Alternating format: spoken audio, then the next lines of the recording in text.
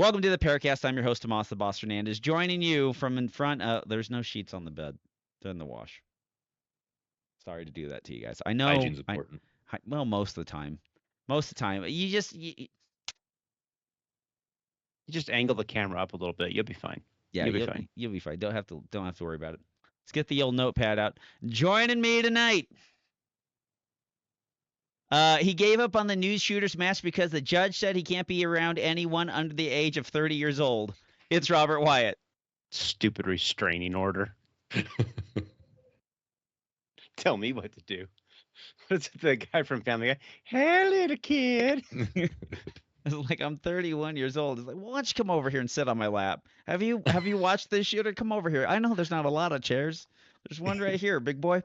Also, each year one of his kids pretends to have a terminal illness just to get me that GoFundMe money. It's Kevin Isaac. Hey, you guys keep contributing. I mean, fool me once, shame on me. Fool me twice. He's like, you ever go wheelchair shopping with Kevin? He's like, you got an older wheelchair that says we can afford the wheelchair, but not anything else than that. You got that one? You got that? Let's take the tire off of that one and put it on that one so it's a little lopsided. A little mismatched. That's what we're going for. That's what we're going for. Vote going on. Yeah. All right, everyone, mess your hair. We're taking family photos. It's looking sad. It's looking sad. Rub some dirt on your face. Anyways, with all the Bitcoin financial advice on the Patreon side, I caved in. I went to the shooting range this week, and I've cut my thumbs on HK magazines enough, and I think you guys know what's coming after 10 years. Dude, wait a second. I bought the UpLULA. You've been loading by hand this whole time? Yes. Kevin, dude, there's a Welcome Tommy to has the modern done era. Tommy has done everything he could under the sun to avoid using an buy that. UpLULA. There's a video from when we were down shooting a Barry's match or something like that where he and Steve, right there it is. Tommy's like, this is the greatest thing since sliced bread. Nobody's ever going to need anything better. And they had this competition, and Steve just waxed his ass with the UpLULA. Listen, I don't get sold on too many as seen on TV items, maybe 3 a year. I'm a normal person. I'm a regular man. The Home Shopping Network sends you birthday cards, dude. Now, remember, like, this was before everyone knew everything that ETS made was mostly, what would you say, horseshit? But so this was the device, and you were supposed to feed, you'd line up a bunch of cartridges that did feed on there, and then you put the little capper top on, and then you smash down. You got the little, 10 rounds at a time. And I was just like, what chump, what idiot is buying this UpLULA when you can use this bad boy and just slam in round after round into magazines? This is the way to go. So I get this. How do you say destroy your feed lips in 10 easy installments? Yeah, you probably it actually pushed down and went down and slid them incorrectly. The problem is with this one is it only worked on ammunition, actual cases of white box or whatever, like the plastic It's all MTN. perfectly aligned. Yeah.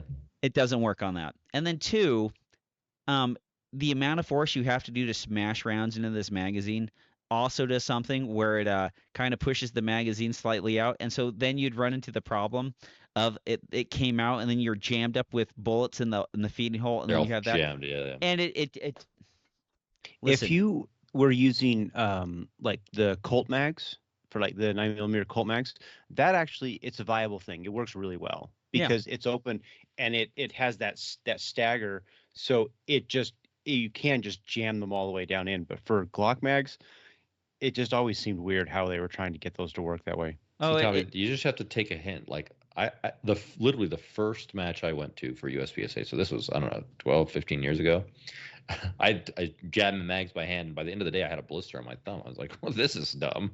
And so I looked around, and guess what everybody had? UpLULAs. So what did I buy? An UpLULA. Okay, well, here's the thing, Kevin. What you don't understand is that Tommy and Steve and we all started out in IDPA, where 10 rounds was the thing. You didn't have to ever load more than 10. I mean, you could thumb those in all day long. I bought an UpLULA and I never used it. My favorite thing was literally to take the box of 50, pull it out till it said 10, dump it in my hand, and just clack, clack, clack, clack, clack, clack. Like it never really bugged me, and it didn't bug me on all these other high capacity magazines with boots on them that I've used before. It's just these HK mags because like to get that 20-second round in there, I slip off and that edge it just cuts my thumb, and I'm just like, why am I doing this?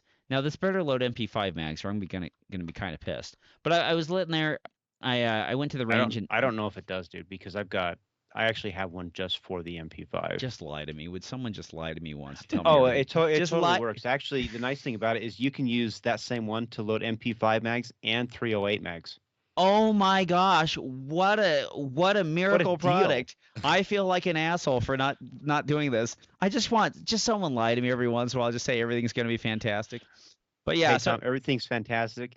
You look really good. Your hairline's not actually, receding. I mean, you're doing great. got this nice Gap sweater today when I was shopping. I thought I was pulling it together. Thanks, Robert. That's exactly what I needed for the rest of my day. But yeah, so I was out there. So I got some parts, and so I got this breaded brigadier. We talked about it a few weeks ago, and I got some of the parts in. Wolf hasn't come back with the chrome guide rod, but Wait, why are you getting a Wolf one? Why don't you get a tungsten one? Kevin special? ooh, you have a breaded 92 tungsten guide rod? Yes. Well, you got my mailing address, bro. Yeah, I I'll will send buy you a- one. I will buy I'll one. send you a- I put that Wolf trigger return spring in there. I think you made one, Kevin, from you and I talking. I don't remember. Yeah, I've had one for a while though. Because you and I were talking, and I sent you dimensions and stuff Yeah, on it. yeah, for sure I did. You're the one that made dungeons. I don't remember who sent them initially. I was like, this will be an easy route. So yeah, Yeah. I have one. That'll be good. And it's shiny. I'll be happy. works. That's what I want. I want the shiny because I put the shiny trigger on. Yeah. That's the chrome plated bilenium. I got the Wolf trigger return spring in there, which was an absolute freaking awesome thing because these things never damn break.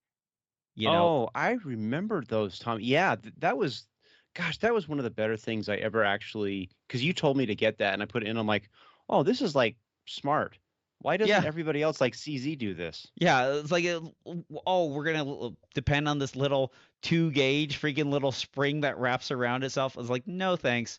But yeah, Yeah. like that's in there. And but the problem is with those, with the Wolf ones, the better you, I would say the better the trigger is, the more you feel it, how it compresses. If you Mhm. kind of leave this trigger more or less stock, where there's a little bit of hitch and grittiness in the trigger, just a bit. Mhm. Predator triggers are normally pretty good. It doesn't bug you as much on it. So I was just doing And that. truthfully, once the timer goes off, you probably don't even notice it at that point. No, you don't. You know what? Trigger like high polish, absolutely smooth, 100% of the way trigger jobs. Those are for people who are sitting there. Yeah. Yeah. The I still indoor feel range, it. slow rolling that thing to get that absolute perfect, Well, 12 MOA at 7-yard shot that yeah. most people get at the indoor range. Oh my gosh. So I went shooting earlier this week with a lovely couple, and they brought someone for me to go shooting with. How thoughtful. What was his name? Would have been more comfortable if it was. No, I'm just joking. It was fine. But we sat there and we're shooting, and like we're kind of going over. So I shot 20 rounds and then watched like 500 rounds come out, go down the range. So it's like whatever, it's not my ammo, cool. And it's funny what I was noticing with like the shooters in there is like they all started doing better, but like it was a lot harder for them to shoot like their striker fired guns and give them the proper cues to like not smash the trigger, as opposed to having like a hammered fired gun where like you can definitely tell where the sear connection is and then they roll through the sear connection. And then because I was like, all right, one of the things was like I found a good reason to have a P30 LEM. It's like, all right, you feel like you pull it, it's super, super light, and then it gets a little tighter right there. Feel where it gets tighter, and then roll through, and then just keep adding pressure till it goes off. And then they would do that, and then be like shooting like tiny little holes. And so like that was really cool. That was really cool to watch them do that and to see it. But like they had like the lasers on the accessories, and one of the guy's wife, I was just like, you see where it's stable, and then it darts immediately down to the left right when the shot goes off, when it should be lifting out. She goes, yeah. It's like, okay. And it's like hands tight, not moving anything. It's like that trigger, Like go through that trigger smoothly and don't just go bam like a light switch, and you're gonna see it go exactly where you want. And you're like, it's working, it's working. And I was just like, that's right, it's working. And then of course, the MP5 is still the crown jewel of everybody wants to load that bad boy up and go like, it doesn't feel like anything. And it's just like, yep, it doesn't. It's sweet. It's I sweet tell you what, man, the Germans know what they're doing. for the Mostly. most part. Yeah. For the most Okay, part. I have show and tell if you guys want All to. right, show and tell. I don't think I showed this before. Have you guys seen this? What this is? Oh yeah, that's that dry fire mag. Yeah. Okay. So this is not a dry fire mag. So Well, jvtraining.com right here. So here's my mag, right? Yeah. So I pop this off, and then find the right orientation. Slide this in your mag. Then you can pop your base pad back on. If you go the right way. And then you have a full weight mag to dry fire with. You don't have to stuff out dummy rounds into it, right? So this weighs what a full magazine weighs. So I don't know if you guys know John Vlieger. Yep. Mm-hmm. So it's his company. I bought these. It's a cool idea, right? So it's like jv-training.com.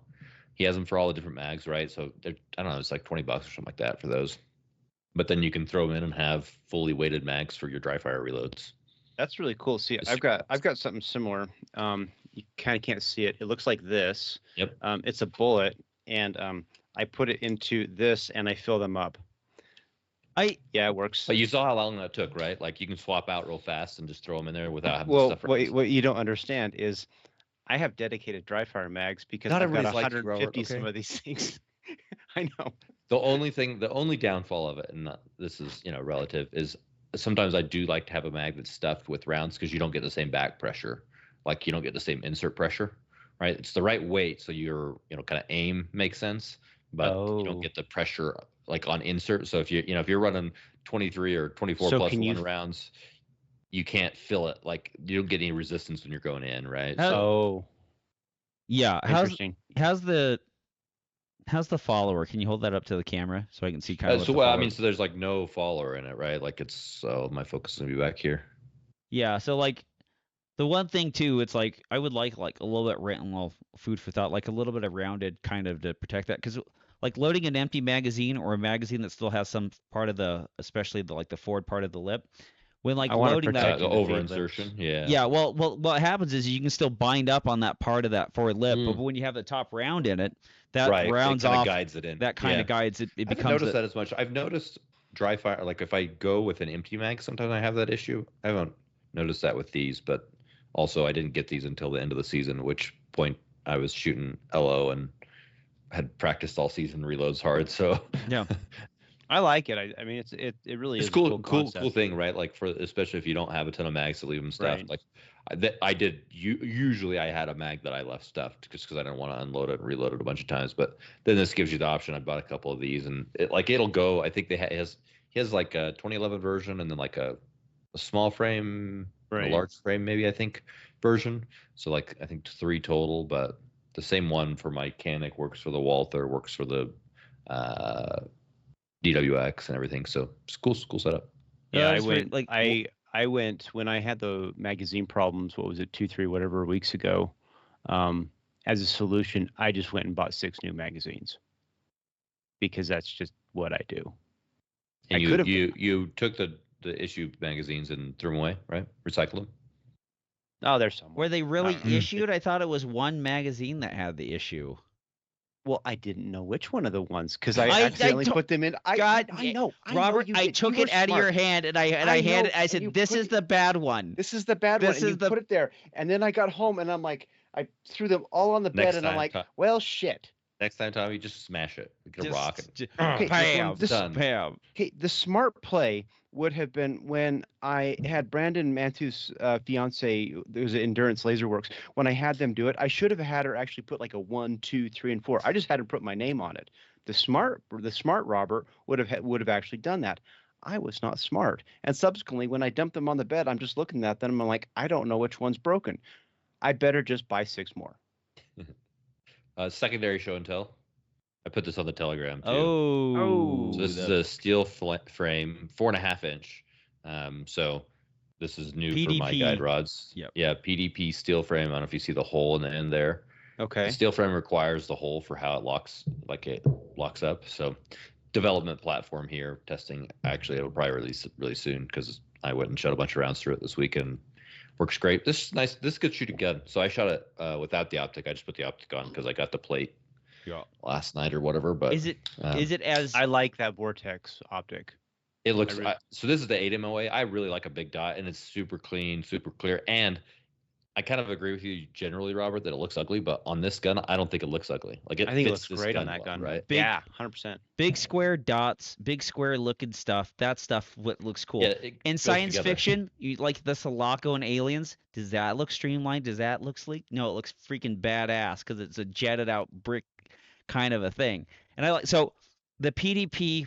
So obviously, like everyone who shoots a standard PDP plastic framed gun notices that it's a little bit sharper of a recoil impulse. The steel frame compared to something like the Canic or the DWX, does it still have that sharper kind of impulse that the polymer frame one has? I'm a really bad person to ask. So I shot the steel frame. Well, I shot the polymer this week. Well, that's probably not fair because I shot it. I had my batteries and a flashlight on it. So my son, side story, I guess. My son, he came to me. He's like, "Dad, can we go shoot the Dickin drill?" I'm like, "Yeah."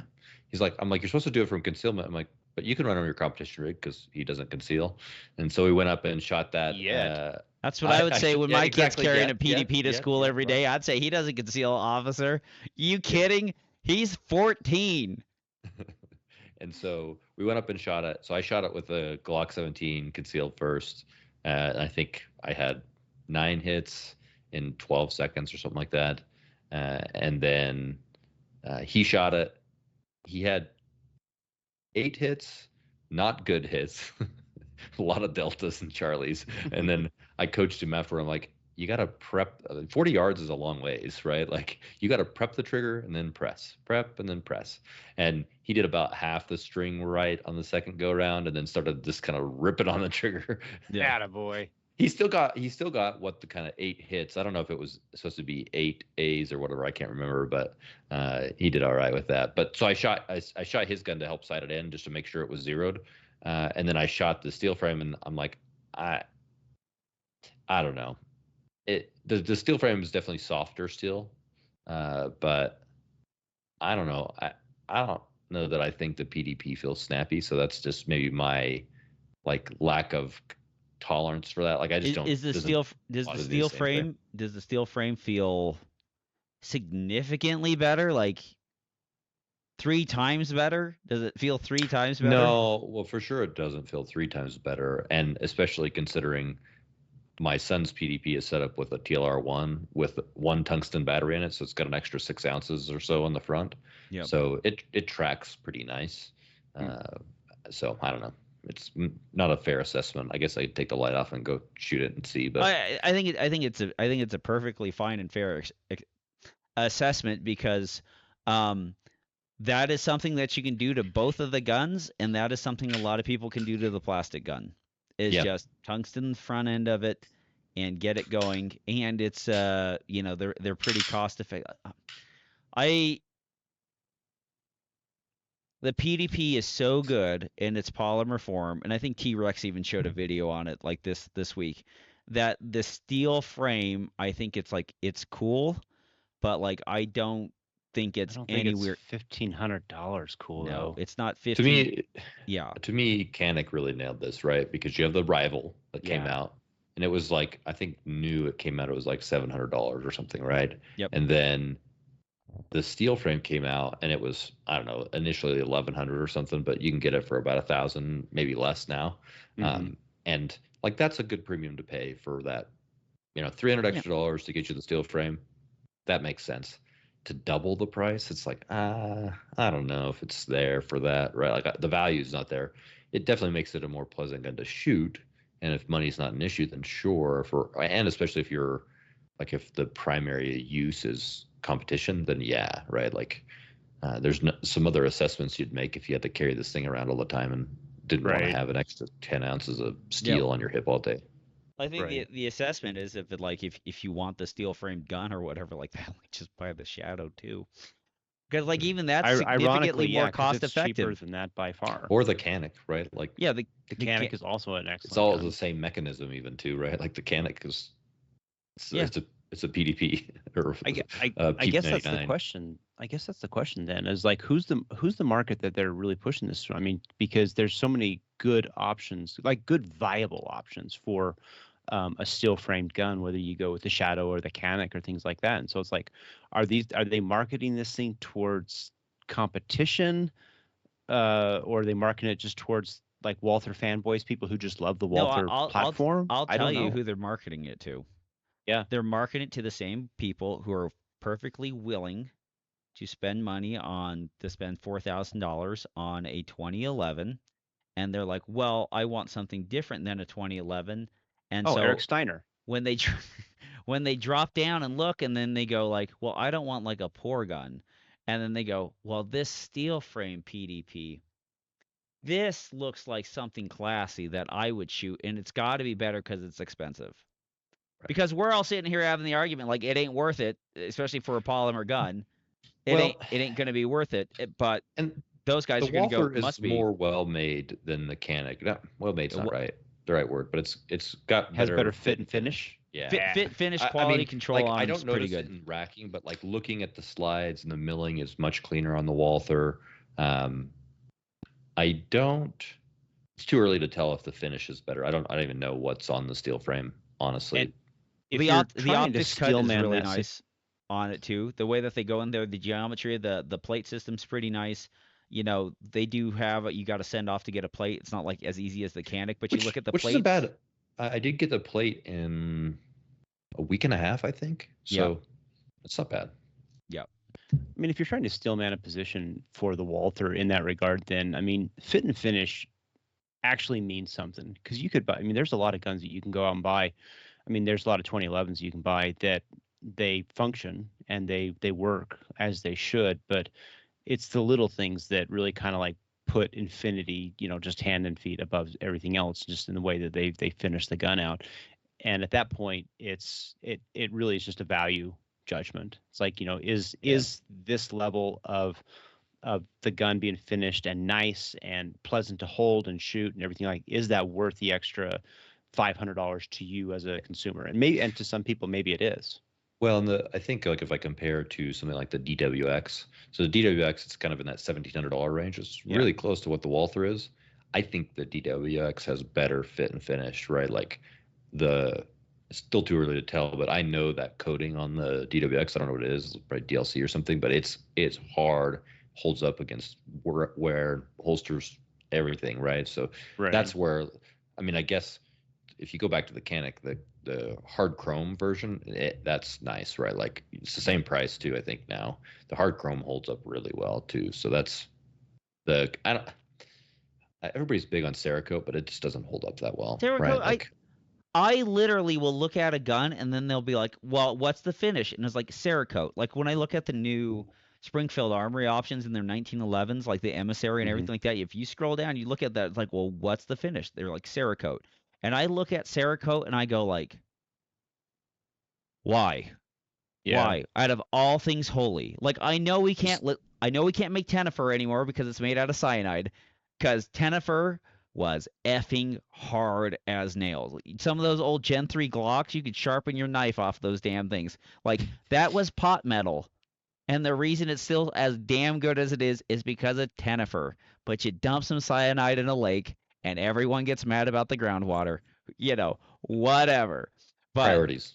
Cerakote, no, I don't want anything like it's Well, such a Cerakote's cool, right? Like it's a great technology if you want to have a cool color gun or do some patterns or something. Like it's probably the best that there Well, is for we're that, but but it's not the to best be coating. okay. Actually, we're not the market for it. It's safer to say it that way. Like we actually use these guns like a lot.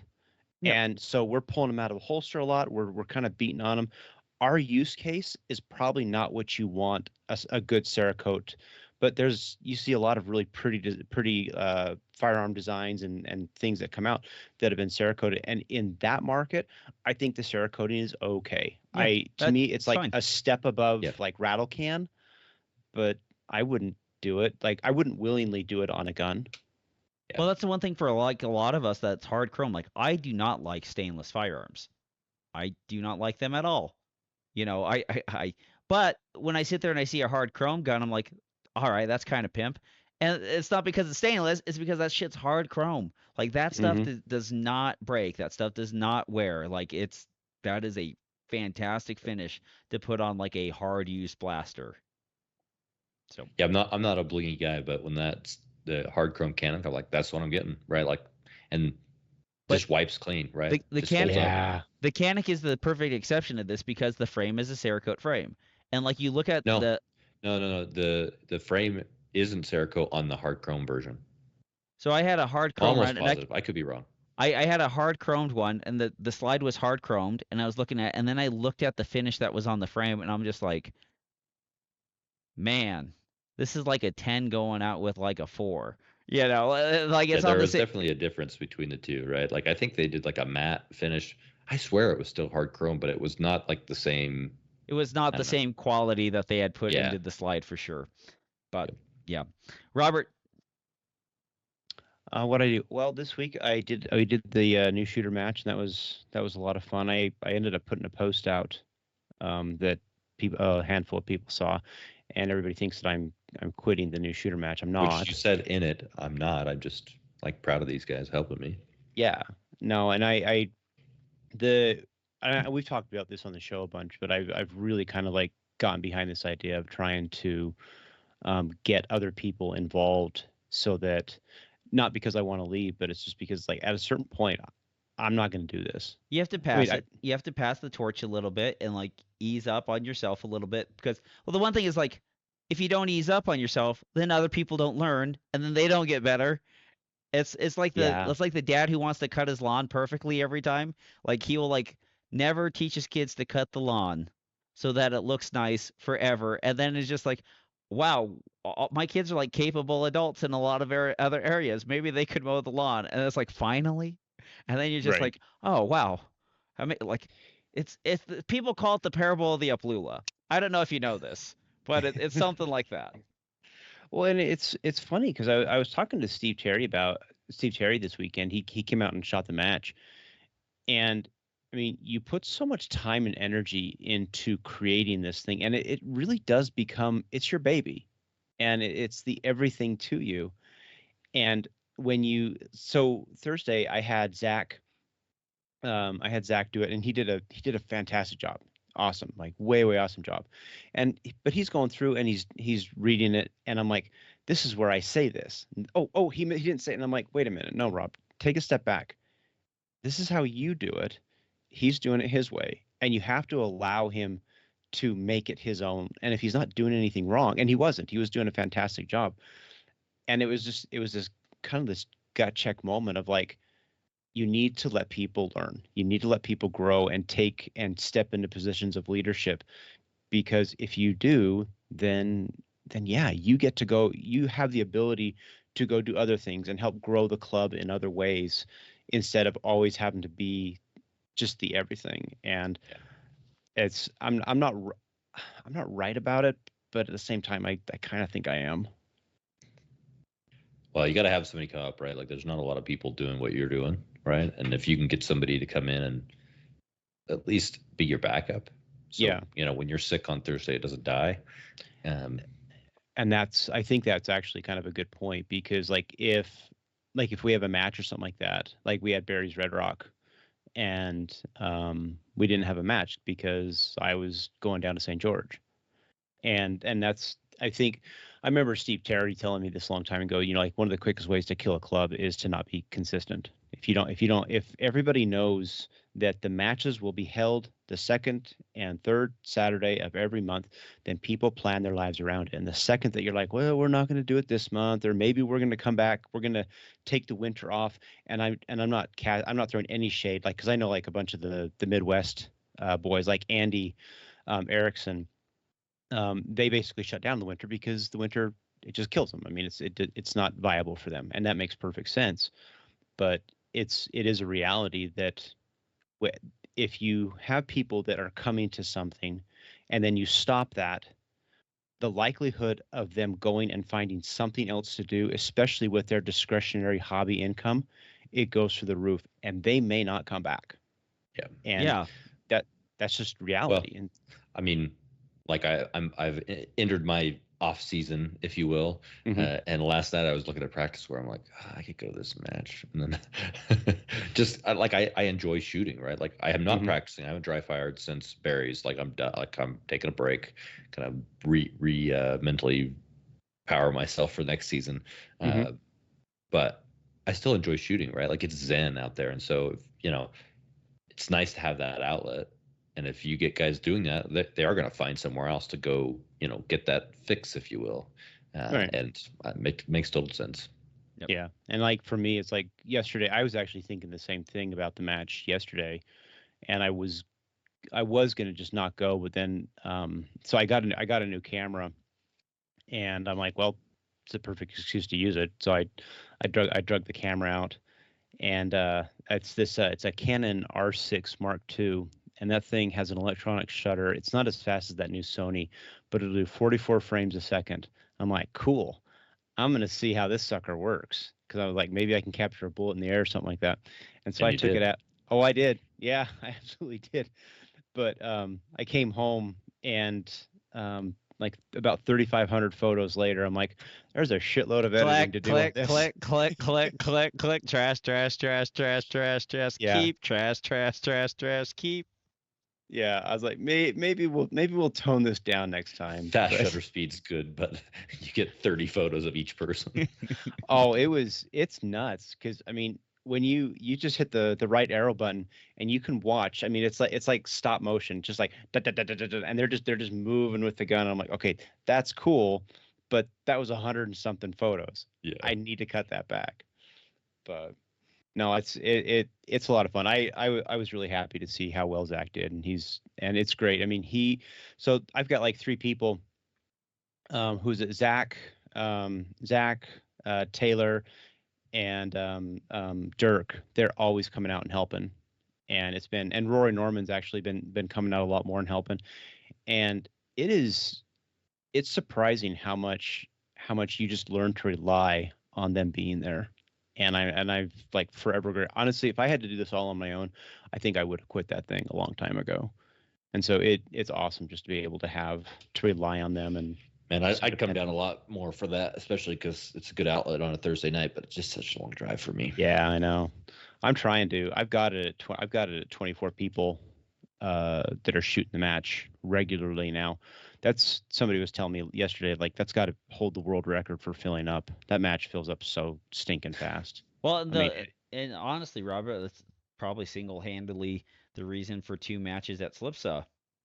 Oh, it's a big part of it. If it's not single-handed, it's a huge chunk of it. Yeah. Like all those shooters that came through that match and then all of a sudden went into Slipsa. I mean, it sucks that we all have to like Sunday just be like, I got tickets to the big game. Get in there. Strip set up to register for Slipsa. Yeah, no, I am. I mean, I've said it a lot, but I am immensely proud of the fact that I can go to a Slipsa match and see that people at that match, and they've come through that new shooter match. And I wish beyond anything else that USPSA would embrace that just a little bit more. And you've got a lot of great clubs that they do some form of it. But I've been doing this since I think it's 2018. So what? No, 6 years it's now. Before, well, I would say you were holding that match before 2018. I don't know if it was dedicated for the new shooters, but the match has been going on before that, because I remember shooting a Gen 1 M&P before I had my 5-inch, and I left that match and went out and bought a 5-inch, and that was in 2016. I think we started it in 2016. Yeah. Yep. And Those were the days. It's a great match. It's a fun match, and the nice thing about it is, it's something simple you can do on a Thursday night. That's kind of cool. Yeah. I mean, especially come wintertime when the weather starts sucking. That indoor match gets really, really nice. Sucking, right? Like I'm a weird person, and I think I've said this before. Like I'm happy to dry fire. Like I enjoyed the process of dry fire, or going up the hill and practicing by myself, like I can challenge myself and get almost the same enjoyment as I get out of a match, right? Because I don't. Yes, I want to win the match, but it doesn't mean like I'm not driven to win, right? Like I'm driven to like gain the respect of the other people shooting is kind of how I look at it. But I can go up and challenge myself in a practice session and come out, from this at basically the same level of zen. The problem is it's freaking dark. Like I get done with work and it's dark already. It's like, well, what am I gonna? I guess I could go buy some lights or something. But Right. It's just hiking up with portable construction lights. What are they working on up there? There's gunshots. I think the guy killed his ex-wife up there. Oh my gosh. is he digging a hole? What's going on? Yeah, that was fun. It was a fun week. Well, keep it up, Robert. Don't give it up yet. You're not old enough to do that. Yeah, no, I don't. I had a lot of people ask me if I was quitting it, and I was like, no, I'm not. I'm not quitting it. I still like it. I really do. And I don't see myself ever quitting that anytime soon. I think it is just such a tremendous value to the sport to just be bringing more and more people into it. And well, they're doing a good enough job sometimes trying to push people away. So you got to backfill. You got to backfill the new recruits. I mean, it's huge to me to be able to come to Slipsa and have the like stacked roster we have, right? Like we have like I don't know, like 70 carry optics shooters. Yeah. At any given random Saturday match, and go somewhere else and you get a major level 2 and you're like, yeah, there's 75 level, carry optic shooters or whatever. Our local has more heat and more shooters than a lot of majors do. Yeah, our Friday match, and I am not at all putting anybody down when I say this, but it's our Friday match has more people shooting just the Friday portion than most clubs have at their normal matches. And that's I'm not saying anything negative. It's just an interesting thing. It's like, holy crap, we have a lot of folks. It's a huge club.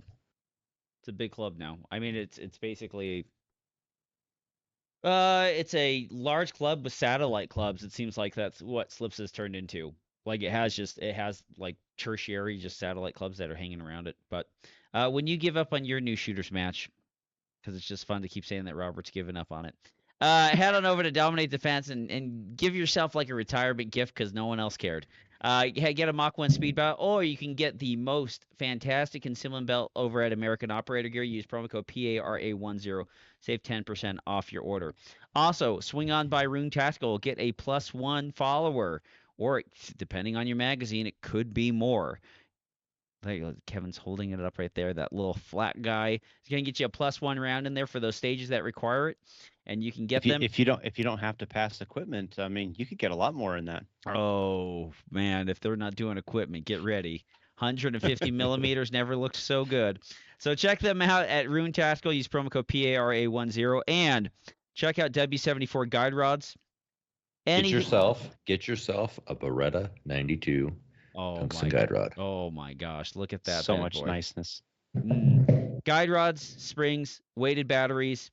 There's a million different ways to get weight into your gun, to tune that gun to your liking without spending $1,800. And if you've already spent $1,800 on a PDPF, sorry, not F, steel frame, what's another 200 more? What's a few hundred more? What's a few hundred more? W70 come on over and order them up. Use promo code PRA10, save 10%. You're practically making money at that point. Also, Telegram. It's a messaging app. You can turn off people trying to invite you to chats. Just hop on there, go into the PARAcast, join the chat.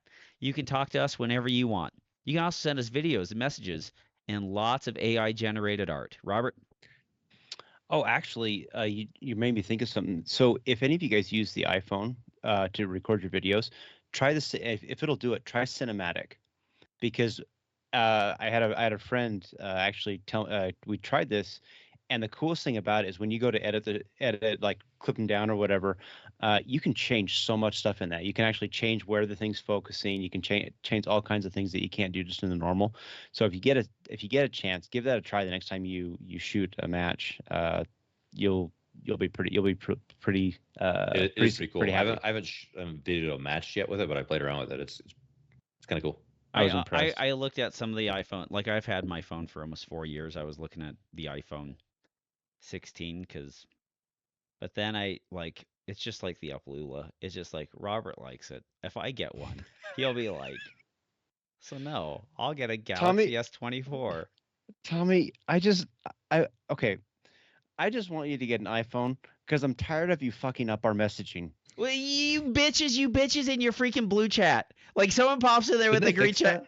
Didn't they fix that with the latest version of Yes, Android but you and the know latest why? version You of know why? iOS? You know why they fixed it, Kevin? I got to grab the microphone to prove my point. Because just like everything that iPhone does, they eventually have to shift to the Android technology, and then that has to change. And then they go like this. It's the cognitive dissonance. It's always 1984 in the Apple world. We were always at war with East Asia. We've always hated those East Asian son of a bitches.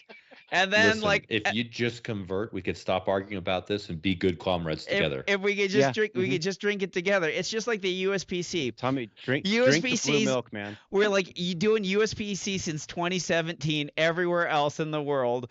iPhone's like we have Lightning. We love Lightning. USB-C is hot trash. And then they get USB-C. It's like this is amazing. Like, look, it's an amazing technology. I bet you your phone doesn't have USB-C. The European government told you had to do it or else you couldn't sell anymore. Yeah, that's right. I've been sending voice on text for 6 years. You guys finally get it, and you're just like, look what we have now. And it's just like, good gosh, Yeah, principles. but the difference is like the stuff on the iPhone, it works after like 1 month from purchase, unlike the Android and the Samsungs. It's been longer than a month since Apple Intelligence. I upgraded the iPhone 16, and various reasons, not totally necessary because I wanted to, and like the main keynote features of the 16 is Apple Intelligence. Nothing even works yet in Apple Intelligence, unless, which I do have now. I have the beta version, and there are some cool things like it not, I don't know, they're not revolutionary yet for me, but some handy tools. Biggest thing was it was cool. I have my earbud in, and the Siri will do voice notifications for certain things, right? So I got a text message from a crew I had working on a job site, and they sent a picture. Well, Siri's like, oh, they sent a picture of a billboard with the football player on it. And I pulled out my phone, and that's what it was. That's the cool. Billboard that they were working on. I'm like, oh, well, at least it's going to do that summary for me. I don't know if that's totally useful, but it was cool.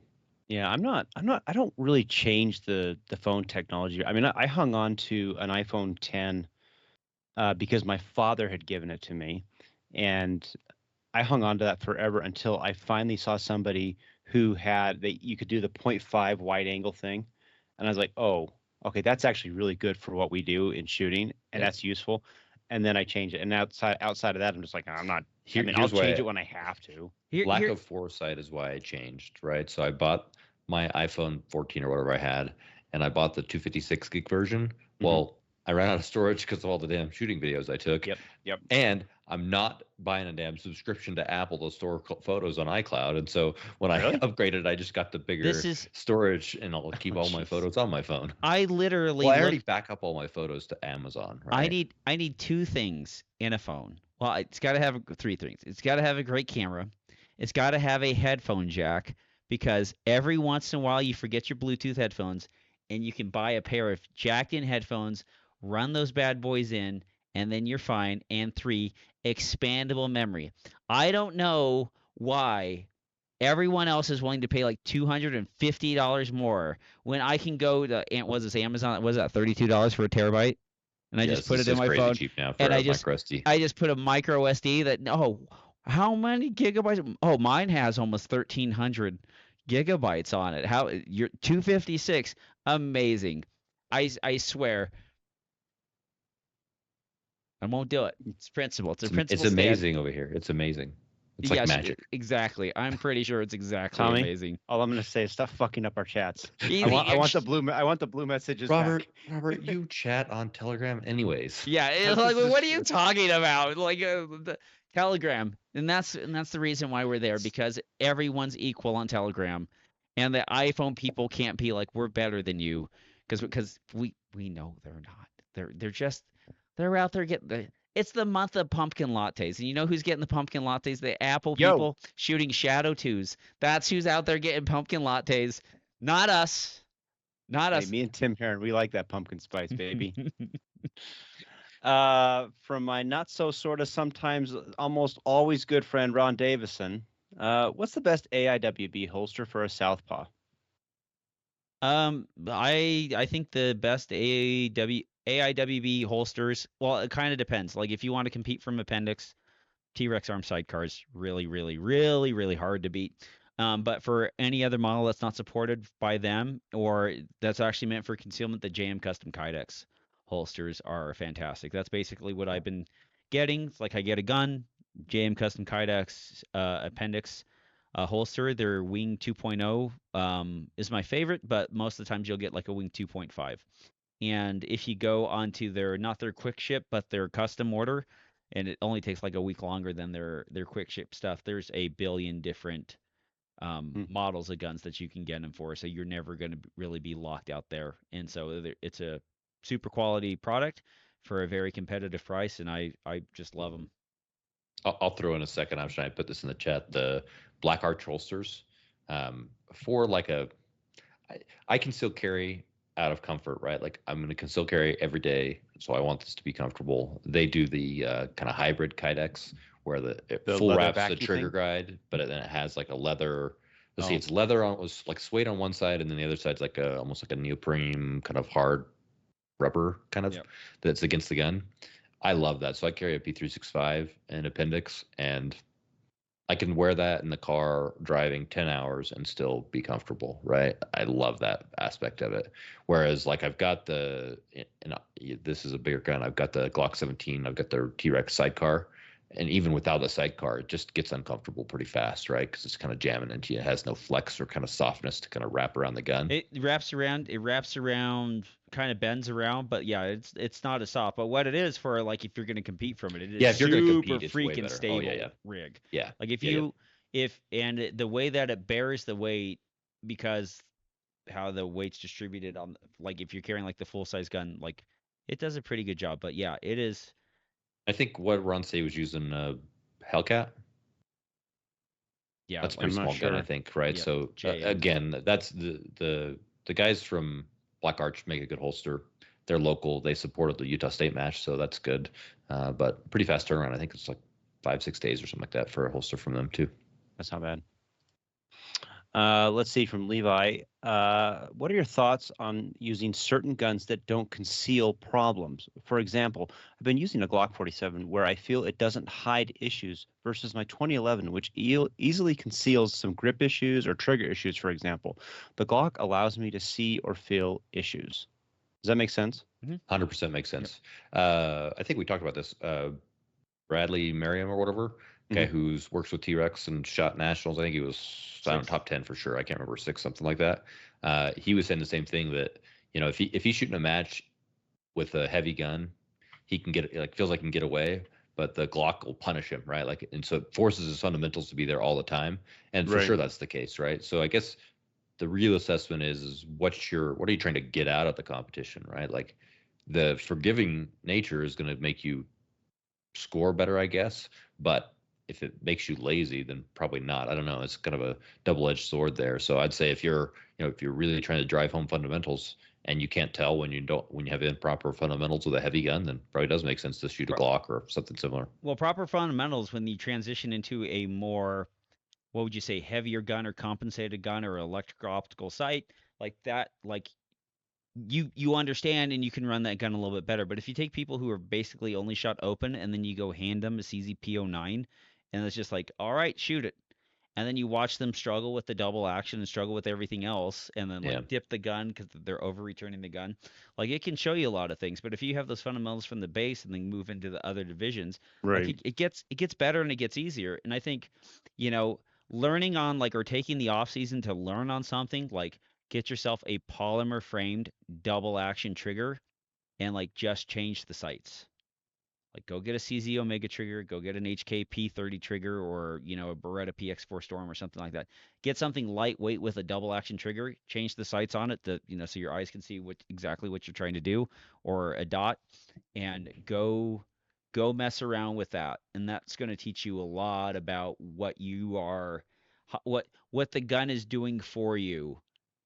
So like how stable, like one of the one things is like how stable can your hands be while they're pulling like a double of like a service grade double action trigger all the way through? Right. Like how consistent is your grip? I mean, it really can really show you a lot of things. I had an interesting experience this weekend when I was shot that Diggins drill. So I shot it with the Walther, just not from a holster, just from low ready, but with irons. And like shooting that, I was target focused, right? And I've never really shot an iron enough in competition to be target focused, but I'm all dot all the time, and so target focus is there. There's a lot less information there. I mean, I still got my hits, but you, it requires more brain power to make sure you're getting those sights lined up because they don't tell you as much. Yeah, and sometimes when they look lined up and then you actually stare at them and put them in focus, they're like, oh, this isn't really. They're not. Yeah, they're This is off like a little bit, right? 90% at Yeah, 4 yards is yeah, you not have that good. tendency to elevate that front sight and put the fiber or the dot at the top of the back sights. Yep. That was always been one of my problems. Yep. Let's see from Alex Mansfield. Has Robert 100% passed the torch on the new shoot match? No, we talked about that a little bit. Let's see, Kevin Isaac. From Itzik, let's see. The regional director for IPSC Israel has published a social media post in anticipation of the Hebrew New Year. The content of his post was New Year standard optics soon for us. How soon? Details coming soon. Yeah, it sounds like IPSC is going to jump on the limited optics train. So the one thing, like, is it going to be a Americanized 9mm limited optics, or are they going to kind of take standard division and then move it over? Because even our limited and standard's a little bit different, and our LO is very much different from limited in a way. Well, I mean, the biggest difference is what it has a dot and is minor scoring only. Yeah. I guess I put this out there. Somebody on Telegram or somebody watched the show, hit me up. What's a good resource for somebody who's never shot IPSC, who's looking to be compliant coming from USPSA? Because I want to go shoot some IPSC Nash, like world matches and stuff next year, like around somewhere else. I don't know where, but some gear changes I need to make. And I know I could go dig through the rule book, but I just want somebody to hand me a nice little simple, here's what you got to change, bro. I mean, the easiest thing is to put your guns and magazines at, what is it, right on your hip line, pull them up high. As far as compliance, I mean, you could talk to Itzik. He could probably tell you because he does it. But talk to USPSA. Actually, I'm going to talk to. I don't know if you guys know Trent Miller. Trent Miller.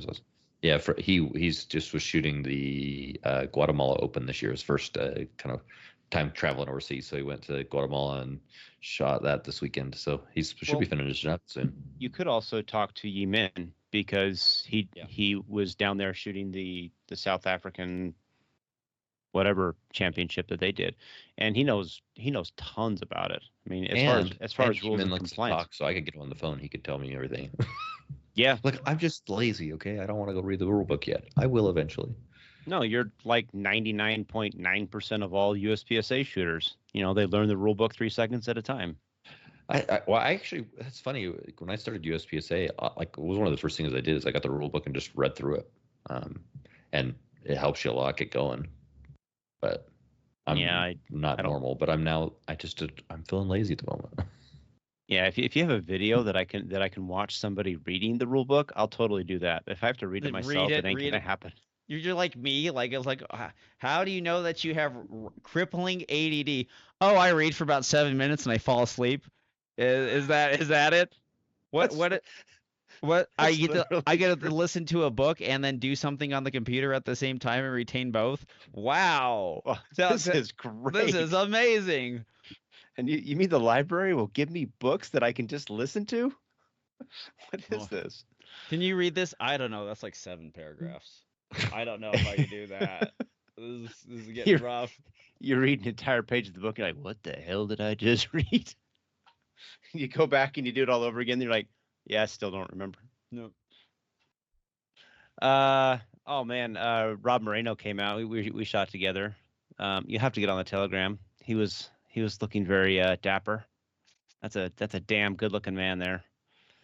But he has a question. He said, yesterday's match, I earned 2 separate alpha mic no shoes on the first stage, plus a few other mics throughout the day.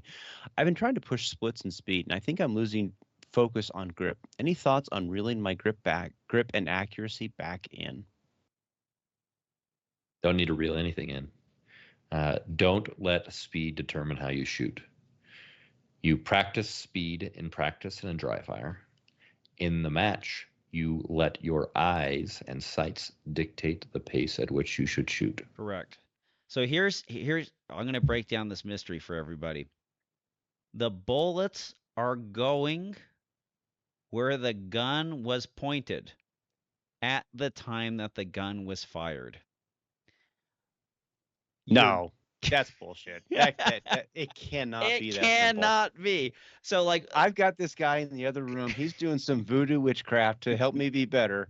It can't be that simple, Tommy. You know, that's so when you're looking for steering information and looking for other places to correct steering information, it's just like, okay, well, the bullet, like, obviously none of us have the incentive to shoot targets, like shoot completely off targets or to shoot no shoots. So that leads to one conclusion is like, well, I guess two, like you don't know what the scoring is. You're completely like you have no idea how the game is scored. Or like two, like you did not see where the gun was. And this is the other thing about like kind of like what we were talking about too with like the shooting the lighter gun. If your sights were there and you saw what you were supposed to see when you sent the round and it ended up in the wrong spot, then you can have something like with the grip. Like that could be something that's happening with the grip that you are shoving the gun down. But generally if your grip and everything is fine, like your shot cluster should be pretty close together and they should be where you're aiming. An idea like if you're going to add grip to this would be like you need to pull the trigger with one finger. And this is kind of something I like talk to new shooters about is that when shooters are sitting there and they're about to pull the trigger on the gun, let's make sure that I do not put in a skylight. Um, the when they put their finger on the gun and they go to shoot, what happens is they're going to actually start pulling, not just with the trigger finger, but with like their ring finger and like their middle finger, and they're going to pull with those and they're going to send the gun down. So which tells you like you are not in complete control of what your hands are doing while you're shooting the gun. One of the things that I've noticed, and this has been relatively recent for me, and I take it for whatever it's worth. Usually when if I'm shooting anything but an alpha and a Charlie, like if it goes into the D or I push it down or something like that, almost every single time that happens, it's because my brain and my eyes have left what I was.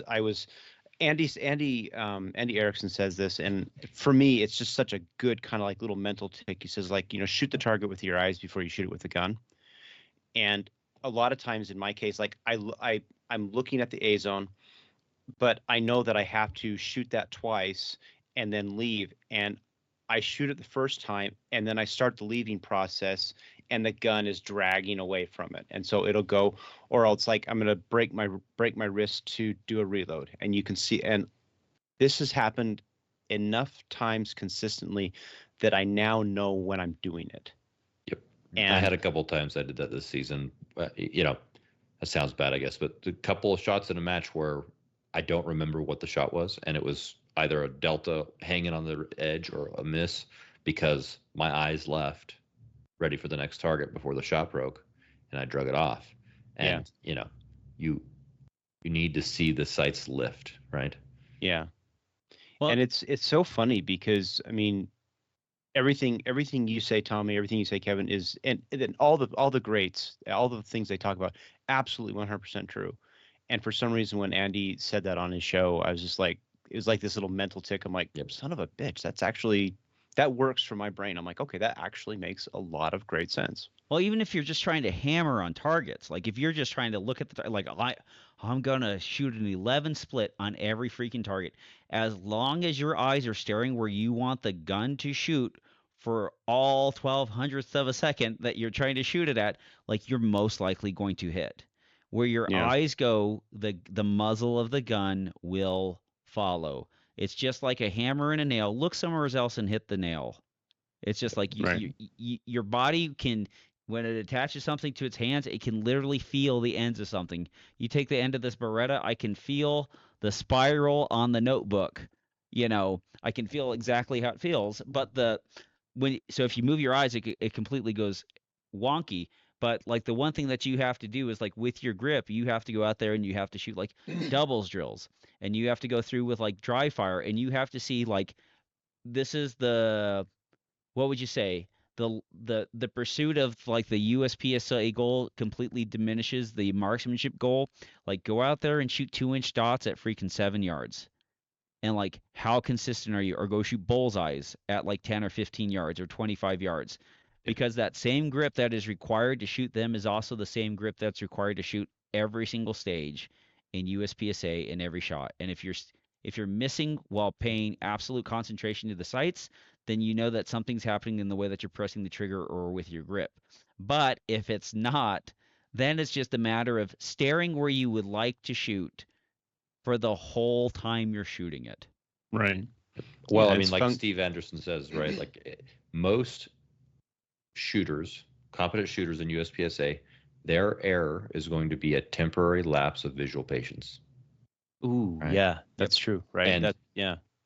What Tommy said, I did it this year, right? I went and set a target up at, I don't know, it was like 25 yards, and I was doing doubles at 25 yards and calling shots and getting down there and going, this is way bigger than I called, right? Because at 7 yards, it didn't matter. They were all alphas, right?